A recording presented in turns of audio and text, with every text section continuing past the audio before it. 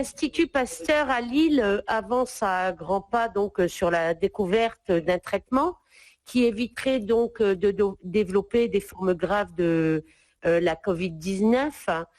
Dans les prochains jours, ils vont demander aux autorités de santé pour débuter les tests sur les patients.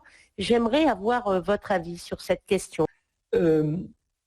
Pour l'Institut Pasteur de Lille et le repositionnement de leur nouveau traitement, je pense qu'ils ont fait exactement ce qu'il fallait faire.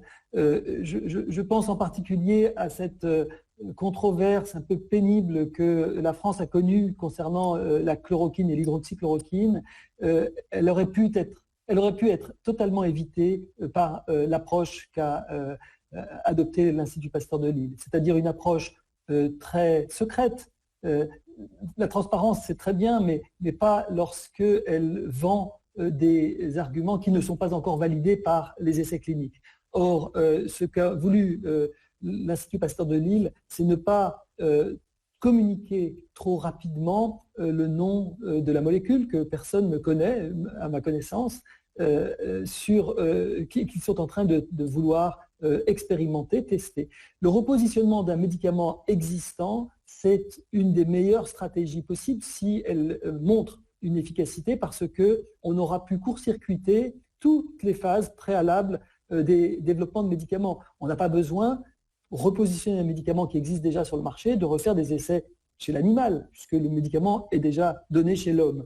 On n'a pas besoin non plus de faire les essais de phase 1 et 2, qui sont de biodisponibilité du médicament, de la molécule pharmaceutique, puisque ça a déjà été fait lorsque l'on a positionné ces médicaments dans leur indication. Donc on a juste à repositionner par un essai de phase 3, c'est-à-dire un essai randomisé contre placebo, pour vérifier que le médicament a une efficacité clinique contre la Covid-19.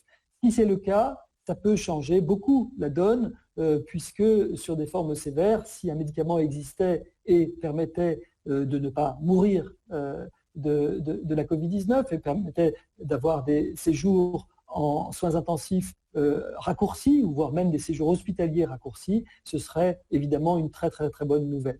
Alors, l'Institut Pasteur de Lille n'a pas fait le court-circuit de communiquer avant la promesse que pouvait tenir cette molécule candidate, et n'en a fait qu'un médicament qui devait être d'abord et avant tout validé pour pouvoir devenir un médicament dont l'extension de l'AMM dirait Covid-19.